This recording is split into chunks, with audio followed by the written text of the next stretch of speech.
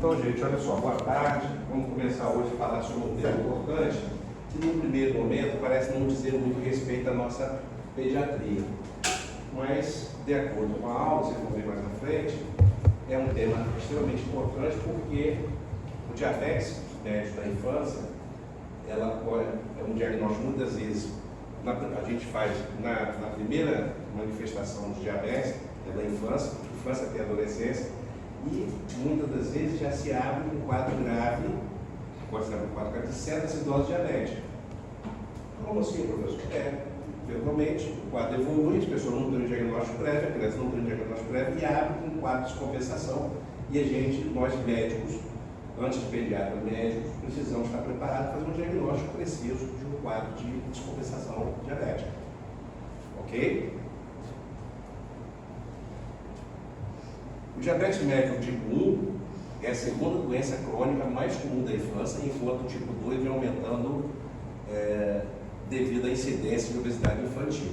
Né? A deficiência de produção de insulina, das ilhotas de Langerhans e Bunkers, ou a ausência de produção de insulina faz com que a criança, o paciente, se manifeste o quadro de diabetes.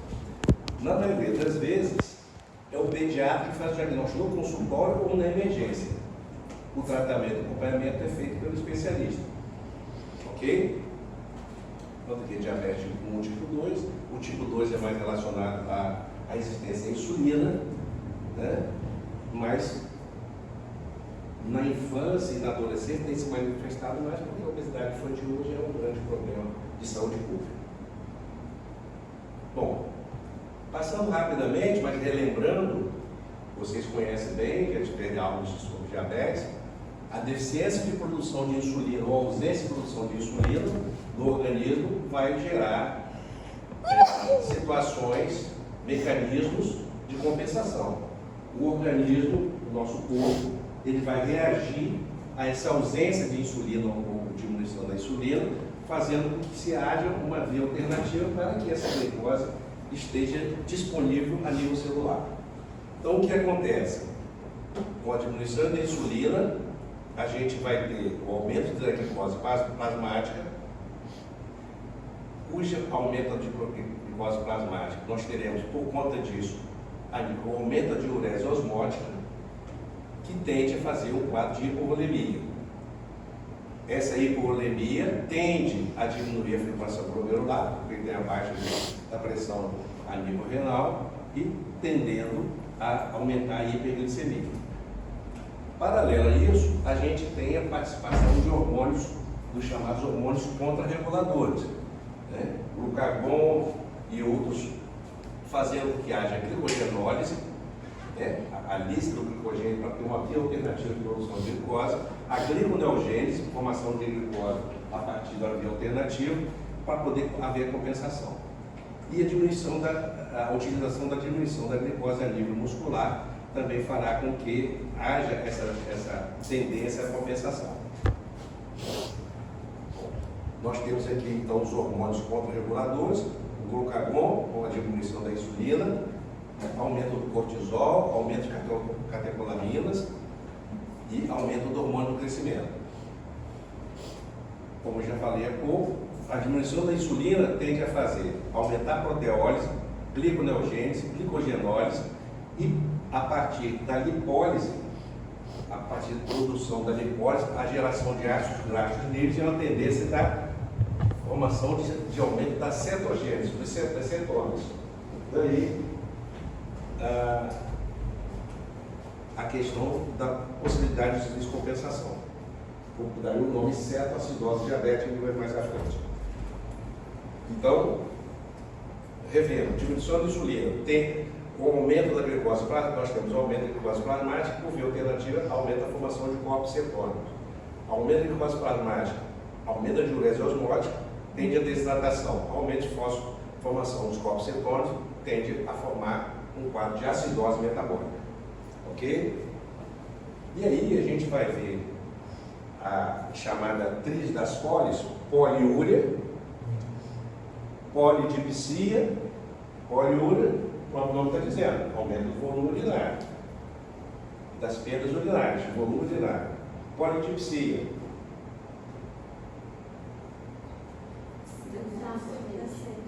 Bastante sede, porque está perdendo, repor, bastante. E polifagia, muita fome. Por que muita fome? Porque apesar de eventualmente estar se alimentando, a glicose não tem ação, não tem acesso ao intracelular porque não tem deficiência de insulina. Então, mesmo comendo, com fome, acaba não tendo essa saciedade, vamos colocar assim. O organismo não tem essa saciedade. Bom, quando vamos suspeitar do quadro de diabetes? Já falei há pouco, mas basicamente poliúria, quando a mãe fala, doutor, o filho começou a urinar muito. Ou quando a criança é uma criança de baixa idade, é um lactente, começa a trocar muitas fraldas, além do que a mãe percebe que está fugindo. Eu trocava 3, 4 fraldas por dia, eu estou trocando 8. Então isso chama atenção. A criança tem muita sede e pode ter muita fome. Pode falar. A poliúria, às vezes, formiga no caso, não fica? Sim, pode, porque quando está perto de glicose, na urina, tá? Pode acontecer. Então, mas o diagnóstico de diabetes médio no lactente ou na criança com baixa idade, vamos colocar lactente até menor de 5 anos, não é um diagnóstico simples, porque a criança não sabe manifestar o que ela está sentindo e muitas vezes a mãe acaba não percebendo no seu dia a dia essa mudança da criança que está acontecendo. Até porque a gente mora num país tropical e tem bastante sede, até porque o próprio contrário não é tão raro de acontecer. Já tem temperatura alta, então bastante líquido. Mas a gente tem que estar atento. Nós vamos ver o quadro clínico mais adiante, como se ele se delineia mais, faça o diagnóstico melhor. Então, poliúria, noctúria. O que é noctúria? O paciente, a criança, acorda à noite para o banheiro. Tá? Aumenta a frequência de ir ao banheiro, acorda para poder fazer, para poder urinar. Enurese noturna secundária, se estiver lá há pouco com a professora Tassiana, né? A criança que não tem o controle, a criança que já parou, tem o controle de estímulo, ele começa a urinar na cama. Isso chama a atenção da gente. Polidipsia, boca seca, polifagia, falamos há pouco. Emagrecimento rápido, fraqueza, astenia, letargia. Então, aquela criança que a mãe chega no laboratório, chega no consultório e fala, doutor, meu filho está emagrecendo muito, ele está perdendo peso. Eu pesei ele há um mês atrás, ele tinha um peso e está perdendo, está emagrecendo muito. Estou achando ele fraco, ele mais lento, mais sonolento, não tem mais dinamismo, não quer brincar. Isso chama a atenção da gente. Quando a criança não quer brincar, isso deve chamar a atenção da gente. Ok? Hiperglicemia ou glicosura em exame de rotina, eventualmente vai fazer um hemograma por algum outro motivo, para ver se tem anemia ou um quadro de acidose da glicose, e fazer jejum e ter uma glicemia elevada. Ou glicosura, um EAS vai se identificar com glicose, né? Glicosura ou EAS. Diminuição brusca da acuidade visual, prurido vulvar ou bala no post-it. Por que acontece prurido vulvar ou bala no post-it? Para dizer desequilíbrio, eu acho, da flora da pele e a tendência à proliferação de fungos, provavelmente a candidíase. Tá? Então, bala no post-it, inflamação do pênis, né? do prepúcio e da cabeça do pênis, inflamação e prurido vulvar. Ok? Então, sempre pensar nisso. As polis, poliúria, polidipsia, polifagia, emagrecimento, letargia, dinamia. Tá? Então, tem que sempre pensar aí, eventualmente, no diagnóstico com esses sintomas.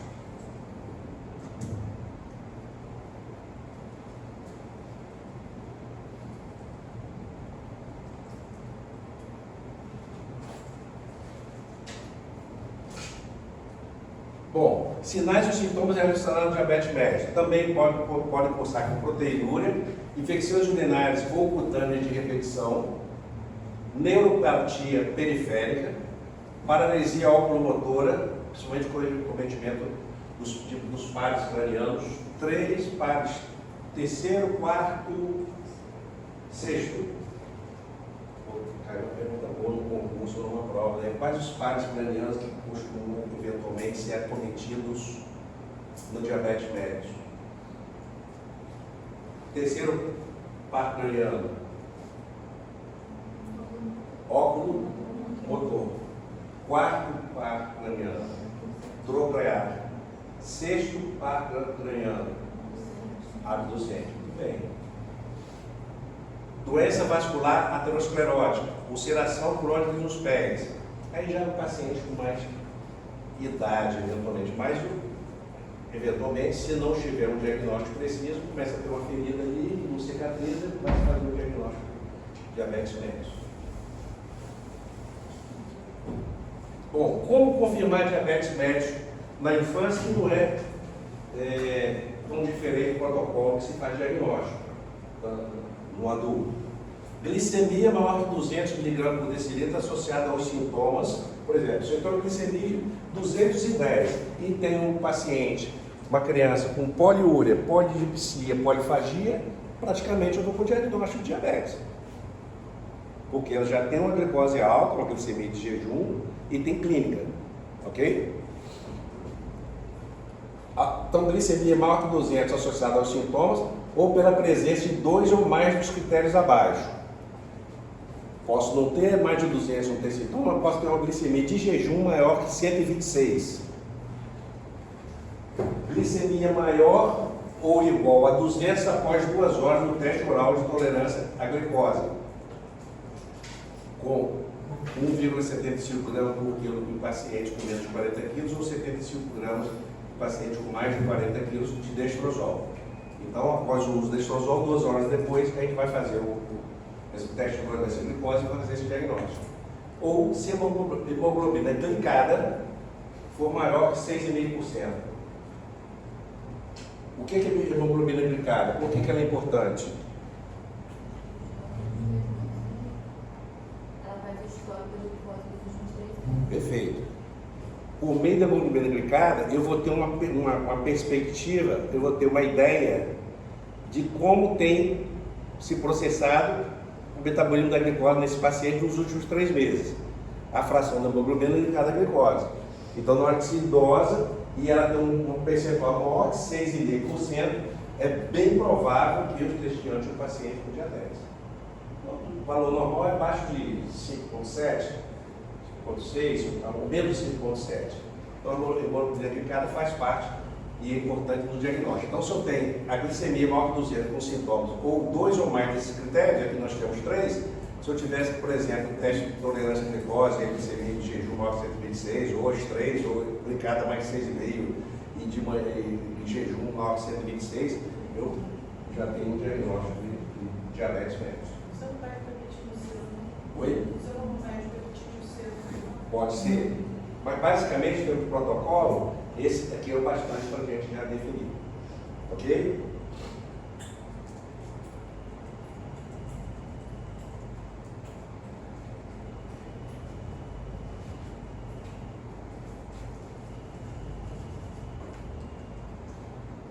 vai ser alto. É.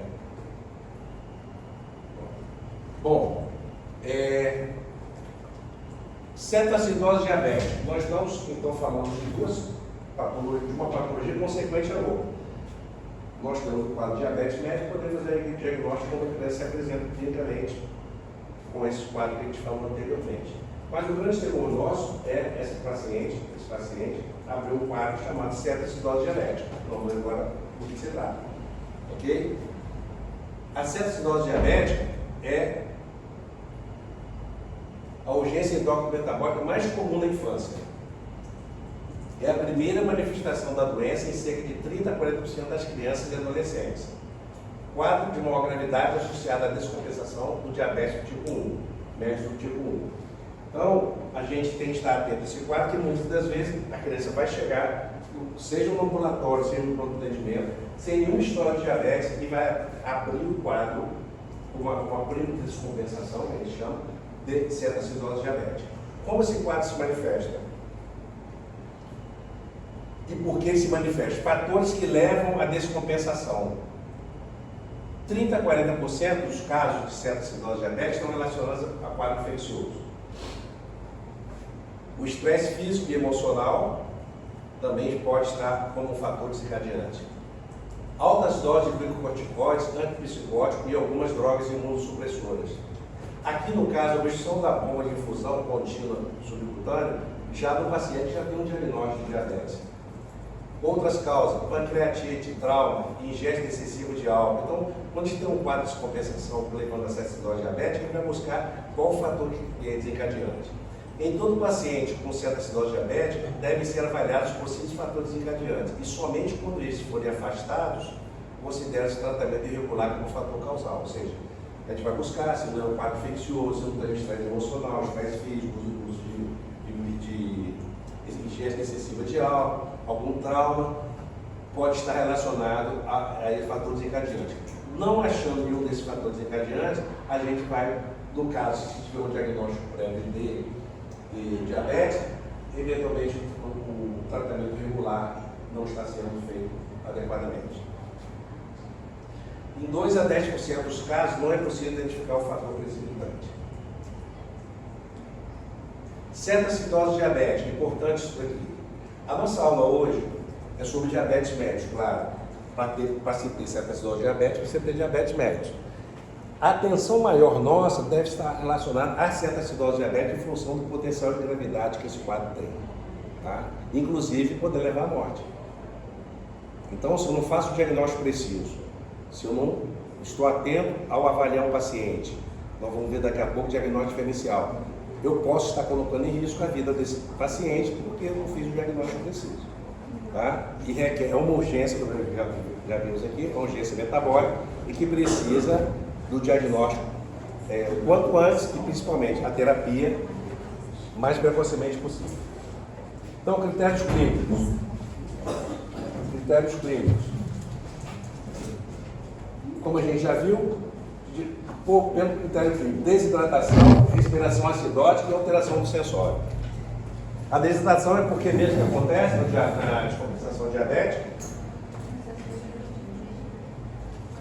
poliúria, aumenta da diurese, aumenta da hiperosmolaridade plasmática, da glicose, a função renal, acaba urinando bastante.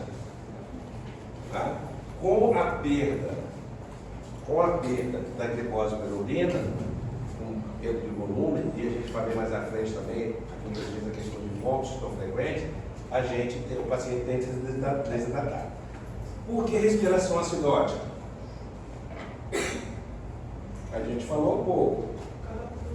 Por causa dos corpos cetônicos, basicamente originários da lipólise. Basicamente não, originários da lipólise. Beta-hidroxibutirato e qual outro? Acetato. Então são os dois produtos, vamos colocar assim, do metabolismo da lipólise, tá? Que vai ser importante para a gente fazer diagnóstico de cetonemia e cetonúria. Ok? Então a respiração acidótica. E o que é respiração acidótica? Como que se manifesta no paciente a respiração acidótica? O paciente hiperventila. A respiração também é chamada de respiração de Kussmaul, ok? Esse paciente vai se manifestar clinicamente dessa forma. Aí você vai poder imaginar, será que ele está com quadro de asma? Será que essa criança está com pneumonia?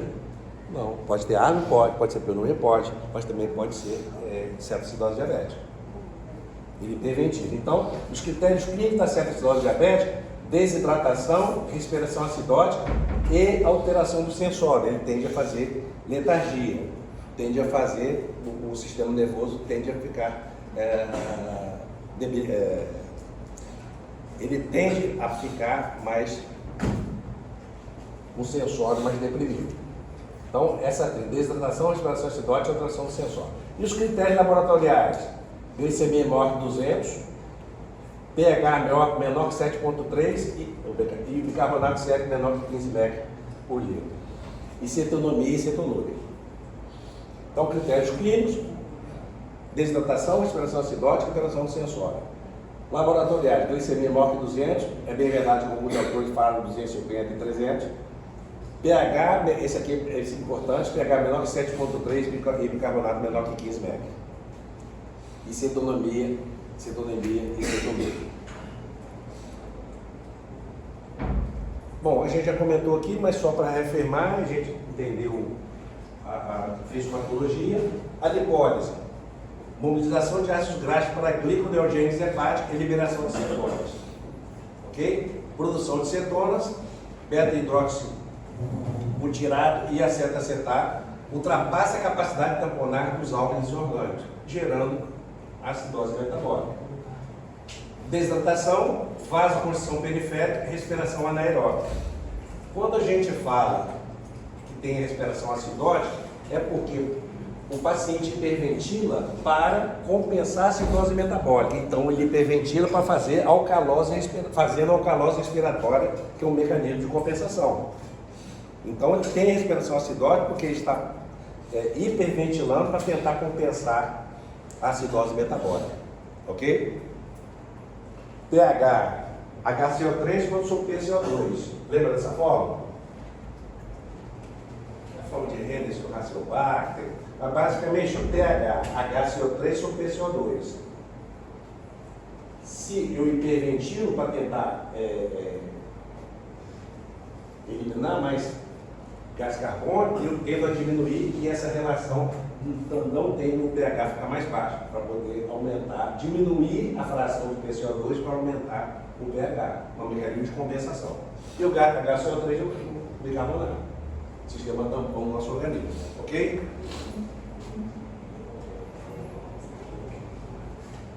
E a hiperglicemia? Células e impossibilidade de utilizar a glicose, também a gente já falou, glicogenose muscular e hepática.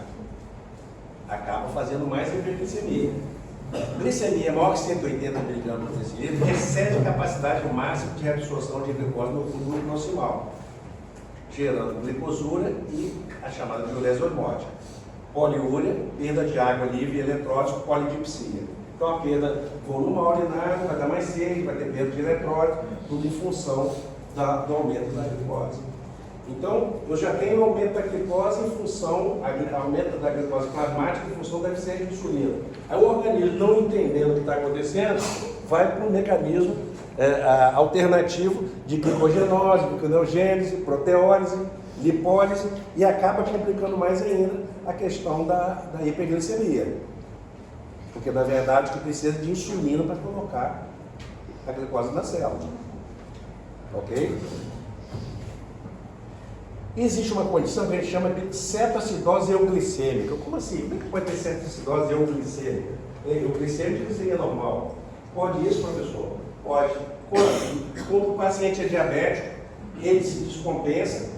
Antes de ir para o hospital, ele usa insulina, chega no hospital, ele está com a glicemia normal, só que o processo de acidose metabólica, ele está impulso no organismo dele. Então ele tem um quadro clínico com a glicemia aí naquele momento normal.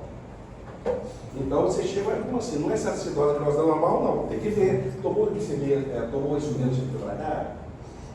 Não tomou, então sempre avaliar isso. Porque eu posso ter um quadro de cetoacidose, respiração acidótica, posso ter um quadro de poliúria, polidipsia, quando usar a glicemia está normal. Não, normal não é cetoacidose assim. Pode ser cetoacidose se usou a insulina antes de sair de casa ou há pouco tempo. E isso aí confunde o diagnóstico. Então, daí a possibilidade chamada cetoacidose euglicêmica, uso de insulina antes de procurar assistência médica, redução à glicemia sem reversão da acidose ou desidratação, ok? Então a gente tem que ficar atento em relação a isso. Nós vamos ver mais adiante, esse tipo de paciente, principalmente adolescente, eu tive paciente assim, na emergência, paciente sabe que tem diabetes, que precisa usar a insulina, mas principalmente adolescente, no ato de rebeldia, ele usa todo dia, ele mesmo se faz o uso, né? Faz a auto-aplicação. Chega um belo dia e fala, não vou tomar mais. Não quer saber, estou de saco cheio disso, não vou usar mais insulina. e não fala para ninguém. Ou pega, diz que usou, não usou. Pegou a seringa, eventualmente jogou fora. Rebeldia própria do adolescente, sem ter a concepção da gravidade da ausência do deixar de fazer o uso da insulina. Então ele omite, daqui a pouco chega o paciente descompensado na emergência, no atendimento. Tá? Isso pode acontecer. Bom, diurese osmótica, mais vômitos, mais ingesta suficiente, desidratação, a fisiopatologia da desidratação. Queda do volume intravascular, você está olhando muito, a queda da taxa de filtração glomerular, redução da diurese e da perda de glicose agrava a hiperglicemia. Num determinado momento começa a ter perda, mas chega uma hora que essa perda se limita e acaba comprometendo ainda mais, fazendo hiperglicemia. A glicogenólise e a proteólise, por deficiência de insulina, promovem a saída de potássio celular para o líquido extracelular. O paciente com certas doses diabéticas, num primeiro momento, pode imaginar até que o potássio dele está normal. Vou fazer a dosagem certa de potássio, pode estar normal, talvez até um pouco aumentado. Isso não quer dizer que, de um modo geral, no seu organismo, ele não esteja com depressão de potássio, principalmente a nível intracelular, por conta dessas perdas que a gente falou há pouco. A excreção urinária com certos ácidos, aumento da aldosterona pela desidratação, né? Aldosterona para a retenção de sódio e acaba eliminando mais potássio, fazendo mais perda de potássio. Vômito também e entrada de potássio na célula junto com a glicose no início da infusão de insulina.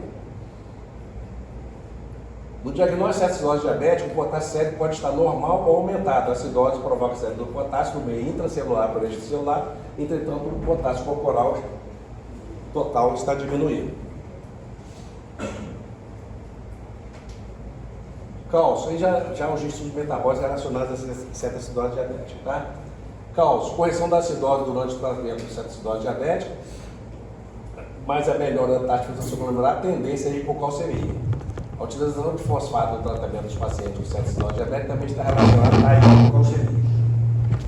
O fósforo, durante o quadro de certa acidose diabética, da mesma forma que ocorre com o potássio, há inicialmente uma hipofosfatemia e consequente acidose metabólica. Com aumento das perdas urinárias de fósforo, em função da poliúria, é comum também hipofosfatemia. Então, há uma tendência de hipopotassemia, de hipocalcemia e de hipofosfatemia. Sódio. Hiponatremia adicional associada ao aumento das molaridades causado pela hiperglicemia. Aumento dos lipídios séricos com baixo teor de sódio, ação do hormônio antidiurético, perda de sódio relacionada à diurese hormônica e eliminação de corpos cetônicos pode acentuá-la, a hiponatremia. Hipernatremia é menos frequente. Por manter a osmolaridade plasmática, parece ser um fator protetor do desenvolvimento do edema cerebral na certa acidose diabética, à medida que há redução dos níveis da glicemia. O grande temor na certa acidose diabética e que pode levar ao óbito é o quê? Como consequência da certa acidose diabética. O que pode, comumente, agrava mais o quadro e pode levar ao óbito? Edema cerebral. Seja pelo próprio processo da acidose diabética ou, eventualmente, por iatrogenia. Então, vamos mais adiante. Principalmente, o uso de soluções hipertónicas e, principalmente, o uso indevido e inadequado de bicarbonato de sódio. Na ânsia de corrigir a acidose, bicarbonato. Vou fazer bicarbonato, o bicarbonato está baixo. E numa condição dessa, você pode estar favorecendo o edema cerebral. O desajuste está favorecendo o edema cerebral. Daí a importância da gente fazer a abordagem correta, adotar a conduta terapêutica correta para não colocar em risco o paciente. Porque a iatrogenia é também um problema da nossa profissão, né? A gente precisa estar atento. Então, preocupação com cetose diabética, edema cerebral. E preocupação com edema cerebral, avaliação do sódio e muito cuidado com o uso de bicarbonato de sódio. Na verdade, praticamente não se usa mais bicarbonato de sódio em quadro de certa acidose diabética. Eventualmente, num quadro muito grave, pode ser necessário, basicamente num quadro de compensação de hemodinâmica, quadro de parada cardiorrespiratória, eventualmente você pode usar, mas não é usual. Já foi usual, mas o mundo evolui, a ciência evolui e se vê que o ideal não é esse uso de bicarbonato de sódio, até por conta de que a fisiopatologia, a fisiologia do quadro requer basicamente hidratação e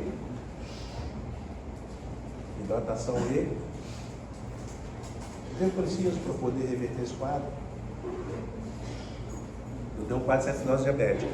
O paciente está desidratado. Se está desidratado, tem que hidratar, ok? Além da reposição hídrica, eletrolítica, o que eu preciso? Insulina. Insulinoterapia. Ah, professor, isso é óbvio. Sim, é óbvio, mas a gente precisa coordenar a sequência que a gente precisa adotar para fazer a terapia adequada. Então, não é porque o paciente está com hiperglicemia e eu sei que ele precisa fazer insulina, que eu já tenho que começar a fazer insulina nele. Eu tenho que, peraí, eu tenho que tratar a desidratação, que a partir da hidratação, a partir da diurese, eu posso começar a fazer insulina. Vamos ver mais adiante, ok? Então, diabetes médio, cetoacidose diabética, CAD, né? Você usa com frequência essa sigla. Poliúria, polidipsia, enurese, a gente já falou, perda de peso, polifagia, diabetes médio. Na evolução para a cetoacidose diabética ocorre náuseas, vômitos e dor abdominal que pode simular abdômen agudo. Então a gente fica atento. Porque, por exemplo, a partir disso que a gente falou, um diagnóstico diferencial de cetoacidose diabética. Não olha para o quadro não. Vamos pensar aqui, ó, está desidratado, pode ter fome, pode ter dor abdominal, eventualmente pode ter febre, a gente vai ver mais adiante. Gastroenterite, tem que pensar. Mas o que fica faltando para gastroenterite? Sim, mas o que fica faltando para... Peraí, mas gastroenterite sem diarreia? Não é comum. Os órgãos têm um quadro infeccioso, o paciente com cetoacidose diabética com diarreia. Outro diagnóstico diferencial, vamos ver mais adiante, mas vamos pensar aqui. O que pode chegar um quadro lá com cetoacidose diabética, hiperventilando, com desidratação, com depressão do sensório rebaixado, respirando rápido, respirando pulmonar, sepse, ó, já falou, sepse, pode ser um quadro infeccioso, pode ser um quadro acidótico, quanto um quadro séptico. Já falou também, um quadro pulmonar. Pode ser uma pneumonia? Pode. Aí vai faltar o que na ausculta? Vai faltar roncos, vai faltar estertose. Que pneumonia é essa que tem na ausculta? Hiperventila, mas não tem ruídos adventícios, né? Extintores crepitantes, vaso, o que seja. Não tem broncoespasmo para pensar em asma? Só hiperventila. Então a gente começa a pensar. Falou de sepse, falou de gastroenterite, depressão do sensório. Tem que pensar também que se tiver um quadro febril. Meningite. É complicado a medicina? É, um pouquinho, mas não é tanto. É basta a gente usar o raciocínio. O que esse paciente está se apresentando? Respiração acidótica, sensório, rebaixamento de sensório. Essa glicemia para esse paciente aí, doutor, 380. A senhora tem percebido em casa que tem muita sede, está com doutor? Esse cara está todo na geladeira para não coisa para comer. Bebe água o dia inteiro, ele tem percebido de um mês para cá. Está fechado o diagnóstico. Não tem como não ser. Tá? Por isso que a gente precisa estar atentos, precisamos estar atentos a essa clínica para a gente, entre aspas, para não comermos mosca e fazermos um diagnóstico preciso. E principalmente a conduta adequada, vamos ver adiante. Então, repetindo, na evolução para acidose diabética, náuseas, vômitos e dor abdominal que pode simular abdômen agudo. Fadiga e anorexia progressiva, aí vai, o sinal sensório vai, inicialmente tem polifagia, mas daqui a pouco começa, já não tem interesse mais em se alimentar, porque também já começa a ficar desidratado, letárgico, e aí precisa ver o que está acontecendo, e sinais de desidratação. Taquipneia e hiperventilação para compensar a acidose metabólica, falamos já há pouco. A respiração de Kussmaul. E o ácido cetônico? Odor adocicado devido à cetose. Hálito com cheiro de maçã podre, apodrecida. Então, cabe ao médico, sem nenhum pudor, chegar perto do paciente, cheiradinha na respiração dele. Até porque ele está hiperventilando. Você não vai precisar nem chegar perto. Se ele estiver hiperventilando, vai sentir o cheiro do ácido cetônico. Ok? Nós pediatras também, às vezes cheiramos o quê? O coto umbilical, para ver se está com odor fétido. Muitas vezes está com odor fétido, mas até porque a higiene não está legal tal, e fica ali.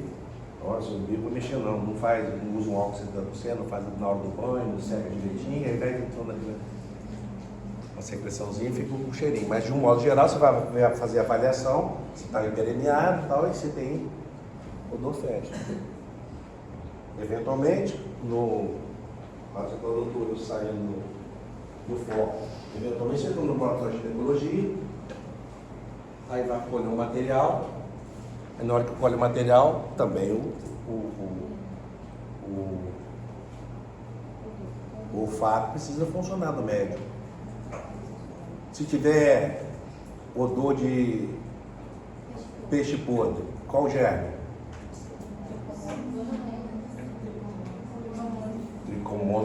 Trichomonas vaginalis, trichomoniase. Questão boa de concurso, por ver se não trichomoniase, os germes prevalentes. Voltamos aqui a nossa. Então, taquipneia, ácido cetônico, odor adocicado devido à cetose, febre que pode estar associada ao processo infeccioso bacteriano ou viral, ou não. Muitas vezes é só o estresse, dependendo, pode eventualmente ter um quadro de leucocitose, pode estar presente, mas não com febre por conta disso, mas leucocitose sim. Progressiva obnubilação e perda da consciência. O paciente, o sensório, vai ter um rebaixamento de sensório e o paciente, você conversa com ele, pergunta e ele não está alheio ao ambiente. Tá bom? Então isso é importante a gente ter esse conhecimento. Bom, quais os objetivos do tratamento da acidose diabética? Como eu já disse, nos preocupa o edema cerebral e que pode levar à morte. Então nós estamos de olho no quadro que o paciente pode morrer se eu não fizer o diagnóstico preciso. Objetivos do tratamento da acidose diabética: corrigir a desidratação. Primeira coisa, corrigir a desidratação. Restaurar a glicose sanguínea para níveis próximos da normalidade. Então, como eu vou corrigir a desidratação? Como? Soro oral? Venoso. Então, diante de uma urgência metabólica. Vamos ver adiante como a gente faz isso. Como eu vou restaurar a glicose sanguínea para níveis próximos da normalidade? Insulinoterapia. Como eu vou corrigir a acidose e reverter a cetose?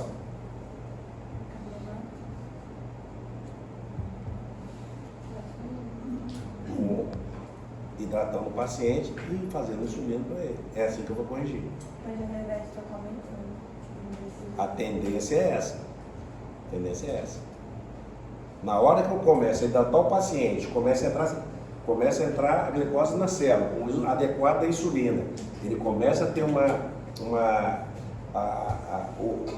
fluxo, a filtração glomerular começa a se dar adequadamente, ele começa a deixar de ter perda de glicose urinária. As células começam a receber glicose no seu organismo. Célula cerebral, célula cardíaca, célula hepática, claro, óbvio, todas as células do organismo. A glicose é o grande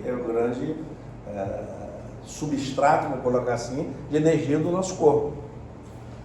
Na medida que não tem glicose nos tecidos, na verdade tem nos tecidos, só não tem dentro da célula. Esse paciente vai ser usado, então basicamente vai ser corrigir a desidratação e insulinoterapia. Corrigir a acidose e acetose, evitar complicações do tratamento, como por exemplo, e principalmente o edema cerebral, ou um quadro infeccioso, ou um quadro séptico. Ele pode abrir um quadro de certa acidose descompensado por um quadro infeccioso, como por exemplo uma pneumonia. Pode acontecer. Tá? Num primeiro momento, vamos colocar, a pneumo-descompensação pode se apresentar por conta mesmo dessa depressão com o tempo e se apresentar. E outras vezes o paciente já é diabético e descompensa por conta do quadro infeccioso. Tá? Evitar complicações do tratamento, né? Já falamos. Identificar e tratar o evento precipitante, ou seja, o que está fazendo com que esse paciente diabético, se eu já souber o diagnóstico dele, está desencadeando a acidose diabética. Por que ele desencadeou? Ou porque não usou insulina, como eu já falei, ou porque tem infecção, ou porque tem um estresse físico, um estresse emocional. Ou seja, isso tudo pode estar relacionado, pode ter um fator desencadeante. Pode ser em função do não uso adequado de insulina, mas pode ser, por exemplo, numa criança que o pai se separaram há 30 dias. Tem o estresse emocional, resolveu não usar insulina, ou usou errado, ou seja, tem que saber o que está acontecendo. Por que saiu do diabetes, compensou, chegou no quadro de certa acidose. Tá? Pacientes que, como eu já falei, principalmente adolescentes que trocaram de escola. Alguém que lembra de algum momento de vocês que trocou de escola? Precisou trocar de escola? Lá no nível fundamental, médio? É ruim? Eu trocava sempre de escola. Trocava, mas você, assim, se angustiava com isso? Não, mas tem alunos que vão sofrer muito. Isso é de cada um.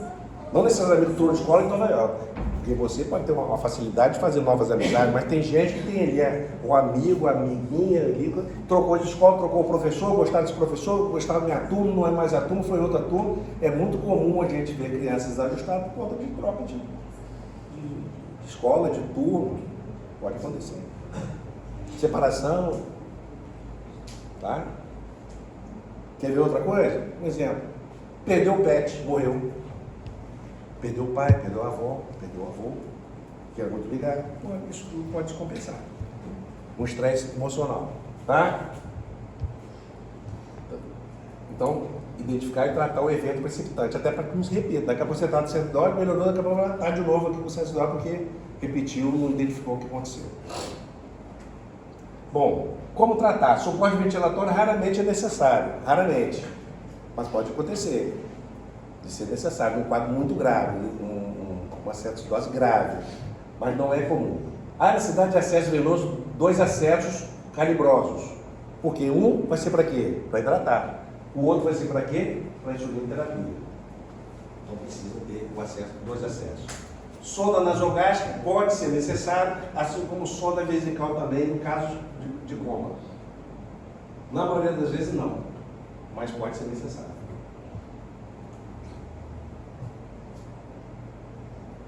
Bom, correção da acidose e reposição hídrica, redução de insulina. Correção da acidose, hipopotassemia, acidose paradoxal do líquido e edema cerebral. Há necessidade dessa preocupação, como a gente já falou. Só utilizado o canoado de sódio após a etapa de expansão e se o pH sérico for menor que 7,1. Gente, pH menor que 7,1 é certa acidose muito grave. Tá? Basicamente, certa acidose leve, vamos colocar assim, menor que pH menor que 7,3 e carbonato menor que 15. Lembra que a gente falou certa acidose, o pH menor que 7,3 e o bicarbonato menor que 15, lá no diagnóstico inicial, laboratorial? Acidose, vamos colocar certa acidose leve. Moderada, pH menor que 7,2, bicarbonato menor que 10, bicarbonato sério. Ok? E acidose grave, bicarbonato menor que 5 e pH menor que 7,1. Ok? Vamos ver mais adiante. 1 a 2 mEq de bicarbonato de sódio em 2 a 4 horas cultivando atingiu o pH de 7,1. Como eu disse para vocês, raramente se faz hoje bicarbonato de sódio. Em algumas situações, mas raramente, como você vê que não está compensando, não está conseguindo estabilizar o paciente. Nós vamos ver que a gente vai fazer hidratação do paciente, vai reavaliar esse paciente de hora em hora, ver se ele tem com diurese e o que está acontecendo em relação ao seu pH. Por meio da gasometria, né?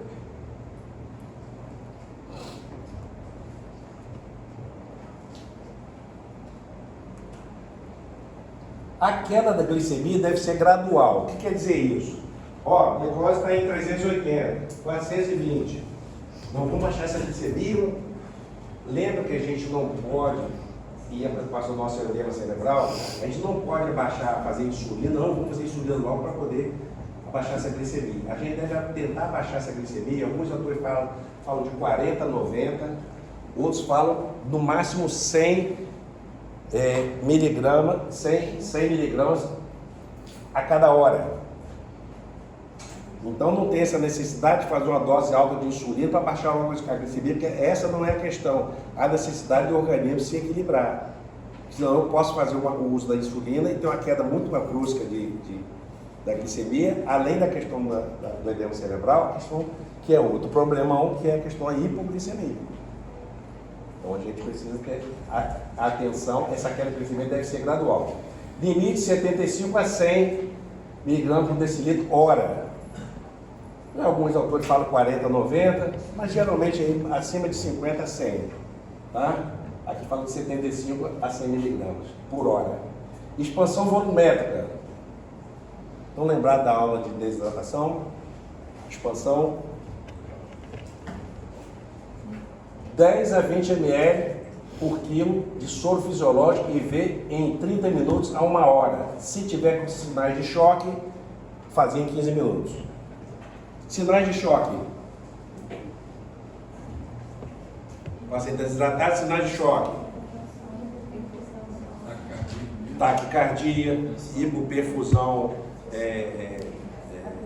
capilar, extremidades frias, sudorese, ausência de diurese, queda de saturação. A gente pode até fazer no período até 15 minutos, mas geralmente em 30 minutos a 1 hora, tá? 10 ml por quilo de soro fisiológico, que é uma solução colóide ou cristalóide? Cristalóide, ok? Se após a infusão não houver diurese, repetir a expansão sem exceder 30 ml por quilo, porque também tem que ter cuidado, senão pode acontecer o quê? Se eu dou muito líquido rapidamente o paciente, edema agudo de pulmão, congestão, além da capacidade do organismo processar e fazer o débito cardíaco ficar difícil e fazer congestão pulmonar, edema agudo de pulmão. Esse é o mesmo mecanismo do edema cerebral? Oi? Esse é o mesmo mecanismo também do edema cerebral, do expansão? Não entendi. O edema cerebral é o mesmo mecanismo também? Sim, basicamente, o edema cerebral tem relação com a diferença de osmolaridade. Se eu abaixo muito rapidamente a osmolaridade plasmática, a tendência do intravascular, do meio intravascular para o meio celular, ele tende a... Qual fluxo a fazer? Equilíbrio osmótico. A tendência é do meio menos concentrado para o mais concentrado, o fluxo de líquido, é isso? Então, se abaixar muito a osmolaridade plasmática, rapidamente a tendência é sair líquido intravascular para a célula e fazendo edema cerebral. Tá? Por isso a necessidade dessa glicose ser ajustada adequadamente e mantendo uma adequada osmolaridade plasmática. Se tiver a hiposmolaridade, a tendência vai sair líquido de intravascular para a célula e fazendo edema cerebral. E se tiver edema cerebral, tem que fazer diagnóstico, vamos ver mais adiante como se manifesta o edema cerebral e o que a gente faz com o edema cerebral. Para salvar o paciente, senão ele vai morrer. Por isso que eu falei da preocupação. Tanto pode ser o edema cerebral como consequência do quadro de cetoacidose diabética grave, mas pode ser também consequência da iatrogenia, do uso inadequado desses líquidos na hora do tratamento, da solução. Por que não pode ser rim? Oi? Por que não pode ser rim? Pode ser rim. Pode. Pode. Vocês precisam fazer isso com Eu sou fisiológico, é mais fácil de falar que é onde vai ter. Não ringue, não tem ringue, doutor. Então, tem que ver. Vamos ver mais adiante. Bom, glicemia capilar, laboratório. Glicemia capilar inicialmente de hora em hora e depois de 2 em 2 horas. Quando a insulina for via subcutânea, fazer glicemia de 4 em 4 horas. Tá? Eletrólise e gasometria. Eletrólise de 2 em 2 horas depois de 4 em 4 horas. Esse é o período a gente monitorizar o paciente. Eu não sei se falei ainda ou não falei. Diante de um quadro de cetoacidose diabética, um paciente que precisa fazer esses exames, vocês acham que a gente tem que estar onde? No hospital. Tá certo? Então deve ficar em unidade de saúde. Lembra que ele fala da hidratação, trata a unidade de saúde? Não tem que ficar na unidade de saúde, no hospital. E se estiver no hospital, de preferência onde? Na UTI. Como você coloca o paciente da enfermaria? Pode até acontecer, se for um centro muito especializado em diabetes, uma referência, aí o recurso humano, com treinamento, pode até acontecer. Mas basicamente o paciente com essa gravidade, cetoacidose diabética, esse paciente tem que estar na unidade de terapia intensiva. Até porque eu preciso fazer controle dessa glicemia, saber como é que está o diurese dele, para pedir gasometria, saber de eletrólitos, saber como está o sensório dele, fazer uma avaliação periódica, frequente. Você consegue fazer isso em enfermaria? Consegue? Nem na Inglaterra. Vamos botar logo no UTI. Deus, se eu tivesse cetoacidose diabética, Deus me proteja. Não vou ter, né? Acho que eu acho que já teria. Me leva ao UTI. Deixa eu ir na enfermaria para ver o que vai acontecer, não. Ok? Eletrólise, gasometria, 2, 2, 4. Ureia e creatinina. Lembrar que o ácido acético interfere na dosagem da creatinina. Usar só a ureia. Então a creatinina não é uma referência muito boa para a gente avaliar a questão da função renal. Basicamente a ureia. Hemograma, leucocitóide de via esquerda, mesmo sem infecção, pode estar presente, como eu já tinha comentado. EAS, não valorizar a presença de piúria ou proteinúria, não estimar a hidratação pela densidade urinária no primeiro momento. Cetonemia e cetonúria, há tendência à reação com as fitas de nitroprusiato, se tornar mais fortemente positiva. Esse tipo de fita reage com acetato e não com o hidróxido butirato que predomina na fase inicial. Rastrear a infecção, raio-x e culturas, então colher cultura de urina, raio-x de tórax, para ver se esse paciente não tem quadro infeccioso. Lembra que eu falei que existem fatores desencadeantes, dentre os quais 30% a 40% é a infecção? Então precisa rastrear o paciente, saber se ele tem infecção. Cuidado com a punção lombar, que só deve ser realizado nos casos suspeitos de meningite, sempre com aferição da pressão uricórica. Se esta aferição não for possível, iniciar antibiótico e não realizar a punção lombar pelo risco de herniação pelo edema cerebral. Herniação de uncus. Então a gente tem que estar atento em relação à questão da herniação e essa questão da punção lombar. Após diurese, cálculo da necessidade. Bom, quanto que a gente vai fazer na expansão? 10 a 20 ml por quilo. Em quanto tempo? Em 30 minutos a 1 hora. Urinou? Não urinou. Pode repetir. Não excedendo 30 ml por quilo hora. Urinou? a gente vai fazer o cálculo da necessidade hídrica para manutenção pela fórmula de quem? Holiday e Ziegler. Você conhece bem essa fórmula. Como é que é mesmo? Até 10 quilos, 100 ml por quilo. De 10 quilos a 20 quilos, 100 ml por quilo. Mas o que passar de 10 faz isso. A cada quilo que passar de 10, 50 ml, mais 50 ml. 1000 ml, né? 1000 ml mais 50 ml a cada quilo que passar de 10. E acima de 20, 1500 ml mais 20 ml a cada quilo que passar de 20. E eu acho que eu não falei na aula de diarreia e desidratação, de 45 quilos para cima, 2.000 ml. A manutenção, tá? Reposição de eletrólitos. Reposição em 24 horas. Volume massa a ser fundido, 4 litros por metro quadrado de superfície corporal dia, injeta a forma de cálculo. Soluções a serem utilizadas. Glicemia acima de 250, 300 miligramas por decilitro, soro fisiológico mais cloreto de potássio. Glicemia entre 250 e 300,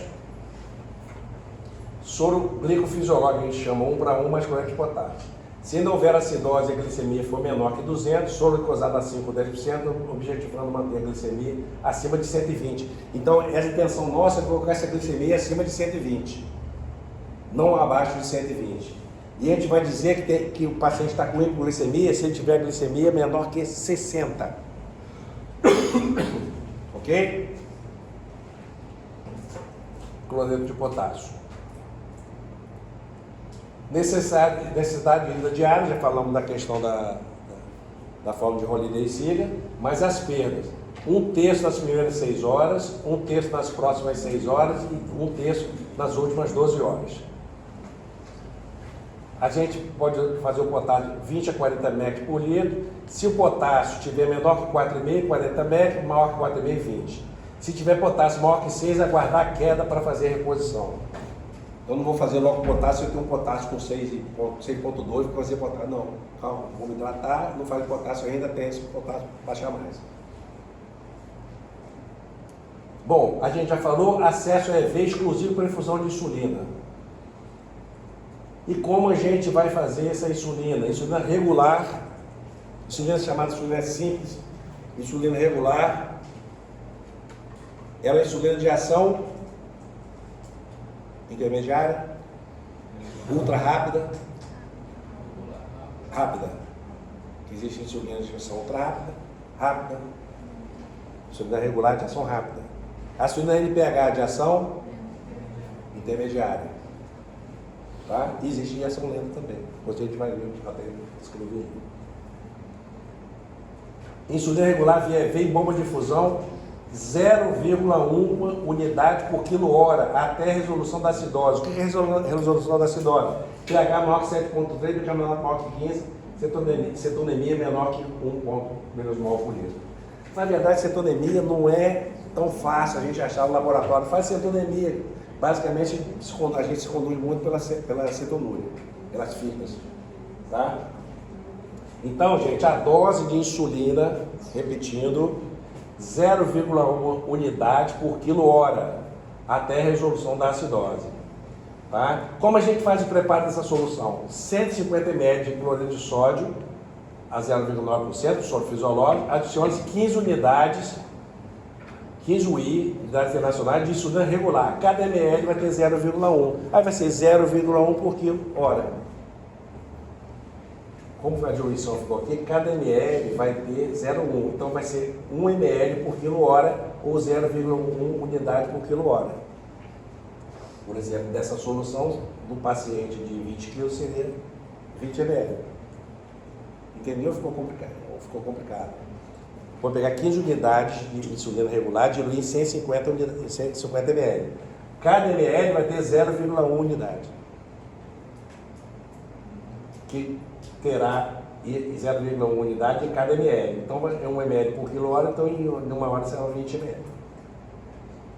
Não fazer bolo de insulina inicial. Bolo de insulina, não de soro, tá? Após o preparo da solução, desprezar sua metade correndo pelo equipo para que o contato da insulina com o plástico dessensibilize os receptores inespecíficos de proteínas presentes na superfície do material. Assim, a insulina administrada ao paciente ficará livre da interferência desses receptores. Por quê? Porque a gente chama tem que fazer a lavar o equipo. Porque senão a insulina pode ficar aderida aos receptores no trajeto do equipo. Então você lava para poder saber que aquela insulina está realmente, o que está prescrito na dosagem, o paciente realmente está recebendo, não dá interferência. Ok? Ou não? Porque pode ficar insulina na parede interior do equipo. Tá?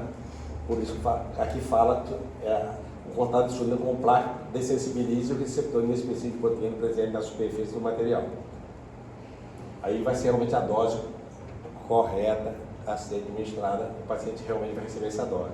Que pode ser por exemplo, uma das falhas. Por que essa glicemia não está funcionando? Aquilo não lavou o equipo, não? Puxa vida.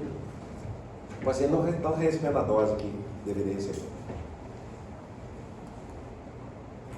Iniciar a solução glucosada quando houver queda da glicemia para níveis próximos dos 250 a 300. Reposição hídrica. Caso os níveis de glicemia continuem caindo rapidamente acima de 100 por hora, deve-se aumentar a concentração de solução glucosada. Aquilo que eu falei para você, não adianta a gente querer baixar a glicose rapidamente. Estamos controlando e vendo a glicemia e baixando pelo menos aí 90, 100 por hora, tá? Até chegar a 120. A infusão de insulina só deve ser reduzida para 0,05, ou no caso daquela solução seria meio ml, né? Ou mesmo suspensa por curto período nos casos de hipoglicemia. Aqui está falando menor que 70, mas basicamente fala menor que 60. Ou redução rápida da glicemia, apesar da solução de glicose 10%. Após a estabilização com a ajuda da concentração de glicose na hidratação, a infusão de insulina deverá retornar a 0,1 unidade por quilo hora. Com a infusão contínua de insulina, espera-se redução da glicemia entre 50 e 100 por hora. Se a redução for menor que 50, deve-se aumentar a insulina para 0,15 até 0,2. Se a redução da glicemia for maior que 100, deve-se aumentar a taxa de infusão de glicose. Ou seja, eu vou controlando, já que inicialmente fazia mais soro fisiológico, depois com a forma de Holiday Siga, a gente vai controlando e tentando aumentar a glicose até equilibrar essa glicemia em valores recomendados.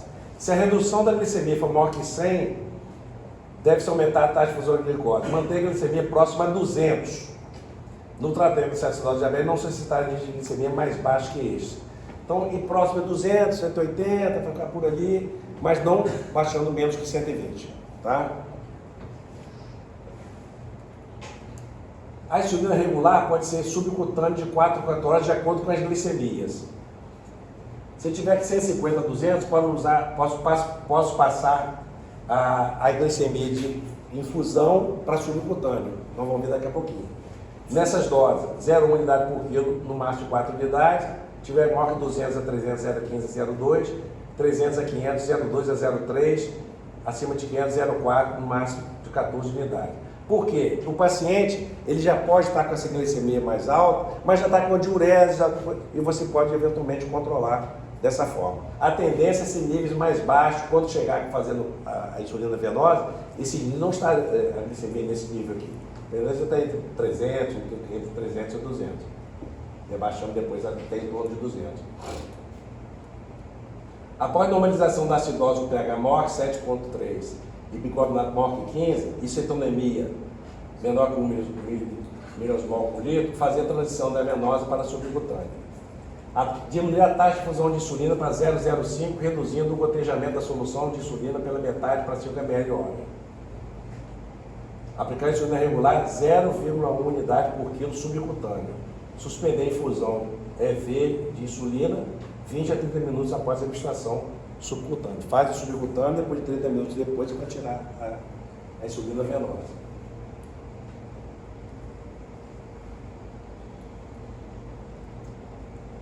O melhor horário para iniciar o esquema de NPH é na manhã seguinte à transição para a insulina subcutânea.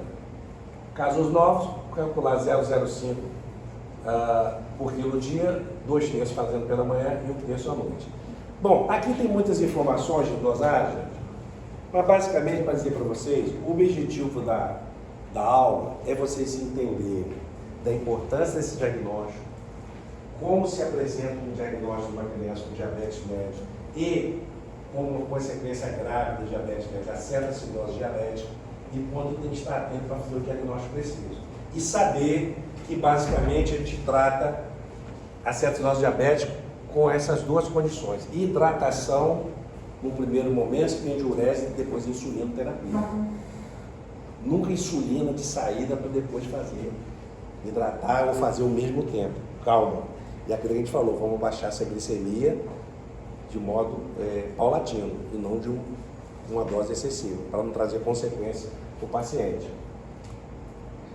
Bom, complicações da cetoacidose diabética.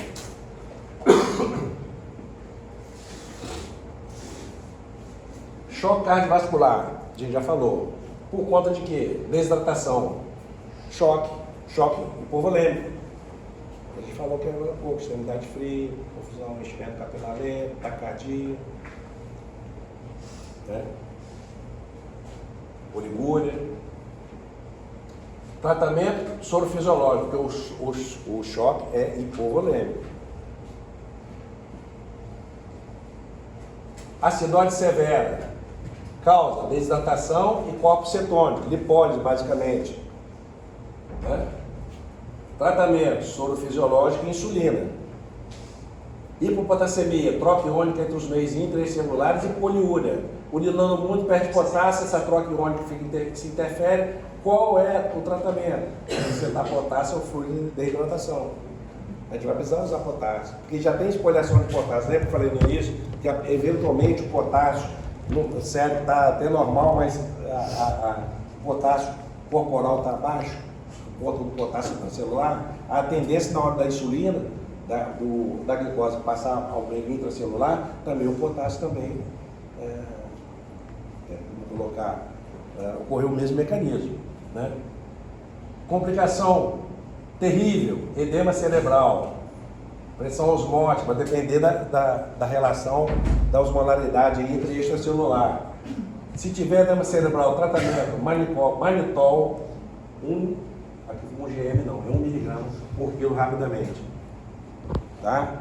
É um tratamento específico com manitol no caso de edema cerebral. Bom, edema cerebral, fatores de risco.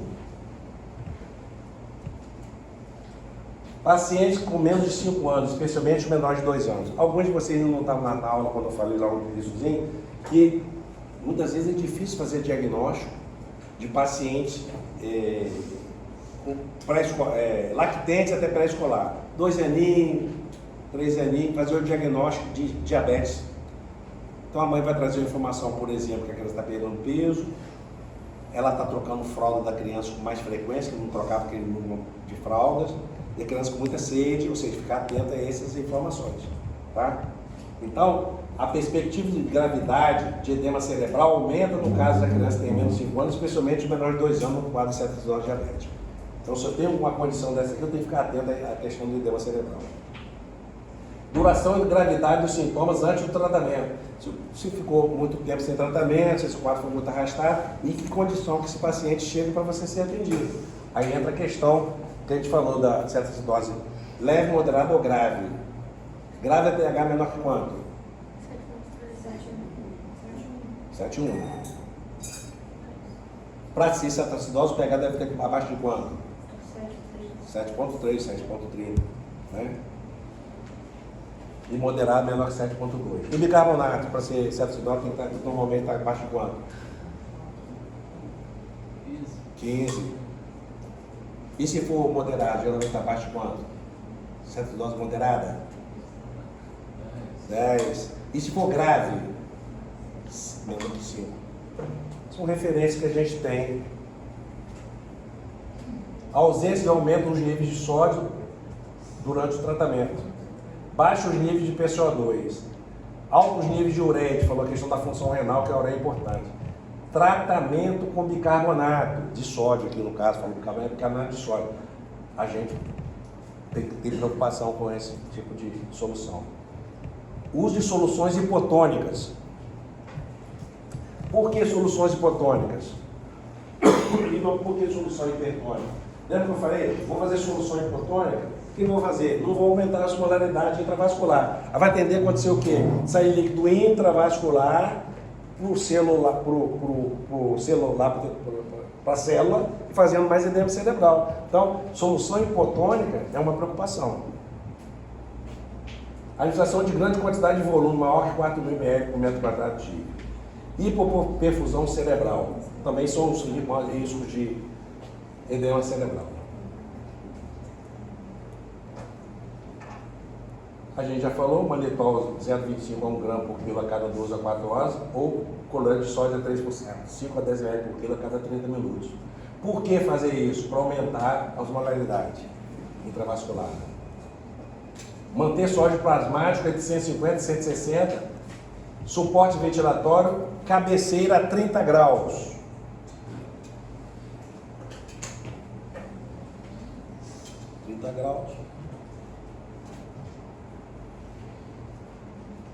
Posição de Foley.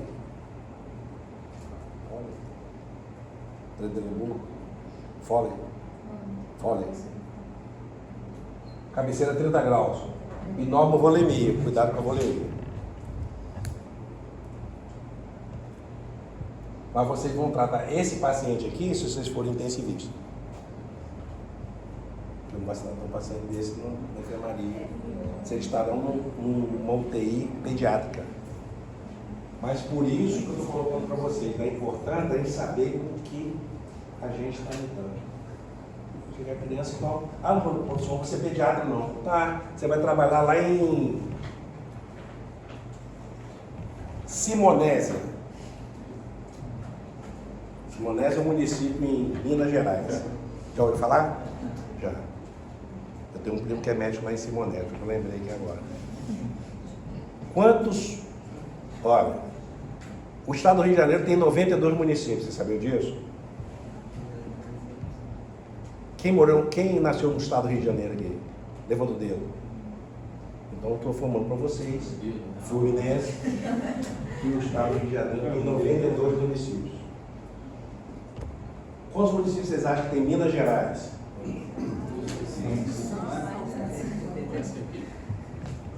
Quem acertar mais proximamente vai ganhar uma questão na prova. Não, é o chat. Quantos municípios tem o estado de Minas Gerais? 162. Quase. 855. 855 municípios.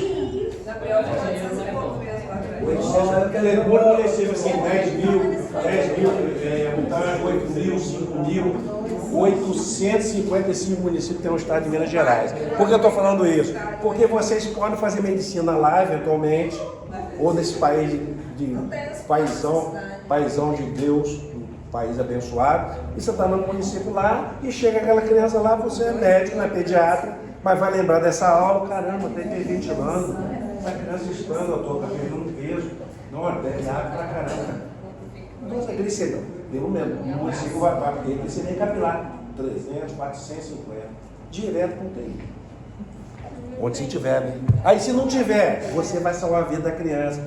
O professor, 10 a 20 ml por quilo, soro fisiológico. Então começar a fazer hidratação aqui, porque não está urinando, mas está perdendo quando está expansão, está chocando, já está frio, não está respondendo. Então por isso a importância dessa aula. E na maioria das vezes, a criança, o diagnóstico de diabetes, muitas vezes, não maioria das vezes, mas com frequência, o diagnóstico de diabetes médico vai ser feito por um quadro de cetoacidose. O paciente chega na emergência daquele jeito. Então vocês vão estar preparados para isso. Tá bom? Bom, aqui a gente já falou diagnóstico diferencial, doença pulmonar. Ausente ruído adventício, paciente com taquipneia leva a suspeita de acidose metabólica. Respiração de Kussmaul é característica da cetoacidose diabética. Qual tipo de respiração caracteriza? Respiração acidótica, respiração de Kussmaul. Eu tenho 20 anos, eu tenho que acompanhar. Abdômen agudo. Outro diagnóstico é a dor abdominal acompanha a acidose e tende a melhorar com o tratamento. Se o sintoma persistir, a causa abdominal deve ser investigada. Não está passando. Ó, será que não tem um quadro de infeccioso? Não tem um apendicite? Porque o bicho falar apendicite com um certo sinal, pelo amor de Deus, também não vou fazer isso tudo. Mas vem outras causas por que não está melhorando. Abdômen agudo. Sepse pode ocorrer com hiperglicemia e acidose, porém sem cetonemia ou cetonúria. Porque em sepse acontece hiperglicemia, em sepse acontece acidose metabólica, mas não tem cetonúria. Intoxicação por salicilato, hiperglicemia, glicosúria e acidose metabólica. Não costuma haver cetonúria ou cetonemia. Somente com ácido salicílico, tem gente que a criança que pegou, ingeriu um monte de comprimidos de intoxicação exógena, de AS, acetil salicílico, eventualmente um salicilato.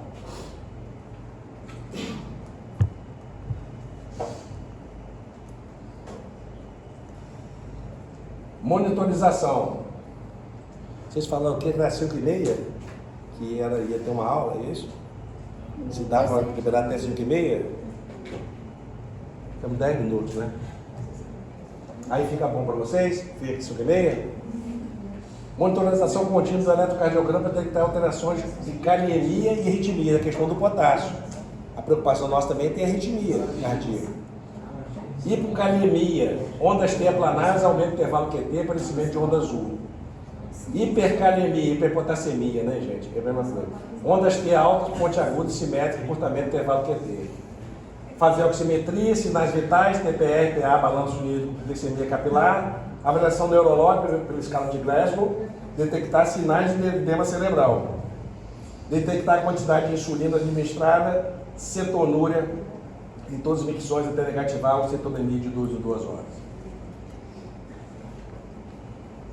Aqui a gente já falou basicamente, rapidamente, glicemia capilar, hora em hora, glicemia sérica, gasometria com 2 a 4 horas, sódio, potássio, cloro, cálcio, fósforo, magnésio, ureia, antóxico, 2 a 4 horas, cetonemia. Isso monitorização, tá?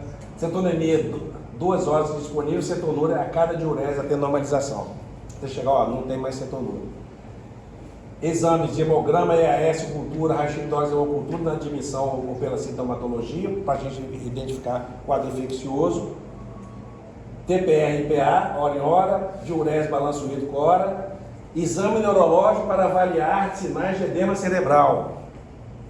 Não falamos que edema cerebral é uma grande preocupação nossa? De hora em hora fazer essa avaliação neurológica. Por quê?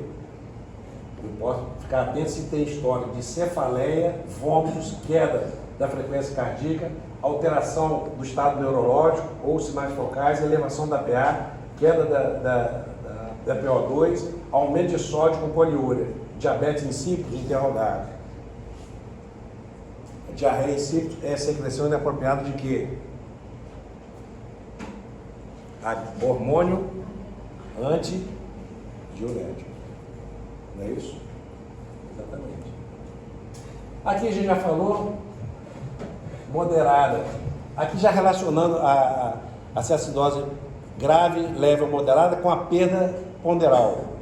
Ali eu falava de pH e falava de bicarbonato. Mas também, quando você tem uma perda de 5 a 7% de desidratação, eu posso estar diante de uma desidratação, de uma acidose moderada. E grave, quando tem 7 a 10% de desidratação. A hidratação, incluindo a via oral, deve ser calculada para estar em 48 horas. E aqui a gente já comentou sobre isso. O cálculo do volume, a fórmula de Holiday-Siga, a questão da densidade hídrica diária. Ok? Em caso de choque, expansão rápida, com soro fisiológico 20 metros por quilo em 20 minutos. A gente já tinha falado. Uns falam 15, outros falam 20, mas geralmente em 30 minutos a 1 hora.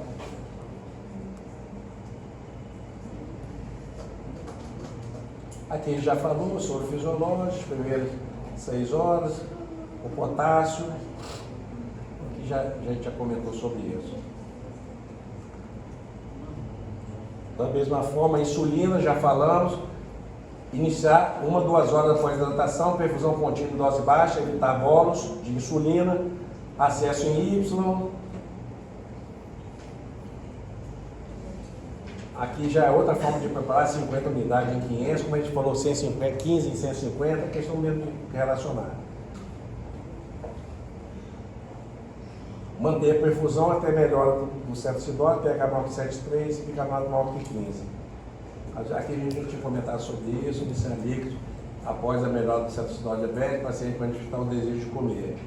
Programar insulina subcutânea, quando a acidose estiver resolvida. Melhorar com a insulina, que a gente já falou da dosagem, isso já falou, 2/3, 1 kg.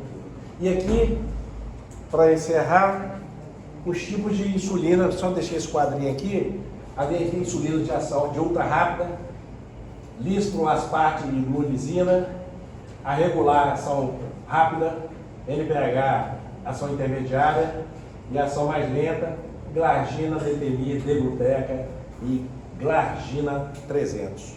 Aí vai ser utilizado de acordo com cada paciente, perfil de cada paciente, se tem disponibilidade no SUS, se o paciente tem disponibilidade para comprar. E aí o endocrinologista vai traçar o planejamento terapêutico para aquele paciente diabético, para aquela criança. Então, resumindo, diagnóstico, vocês estarão preparados para fazer o diagnóstico de diabetes, principalmente cetoacidose diabética, que pode vir mascarado com outros quadros. Tá bom? Aqui duas referências boas bibliográficas. Se vocês têm alguma pergunta a fazer. Professor, na prova, assim, Oi? o que é importante a gente cuidar da prova? Eu não me julgo um cara maldoso, não. Assim, eu tenho a concepção de que vocês estão aqui sendo médicos cuidarão da população do nosso país. O nosso objetivo é que vocês aprendam e não tirem nota. Você só, obviamente, vai tirar uma nota boa se você aprendeu. Se você aprendeu, prestou atenção na aula, vai acertar. Quem está nessa aula aqui hoje vai acertar a questão do diabetes, prestou atenção, vai acertar a questão do diabetes. Porque a gente precisa saber onde está a essência das coisas. E na medicina, na prova, na avaliação, não é diferente da vida. Onde está a essência dessa avaliação? O que eu preciso saber, nesse caso aqui, de diabetes médio e cetoacidose diabética. Quem prestou atenção vai acertar a questão do diabetes. Não preciso nem dizer. Tá bom? Vamos lá aqui, vamos lá. A nossa frequência.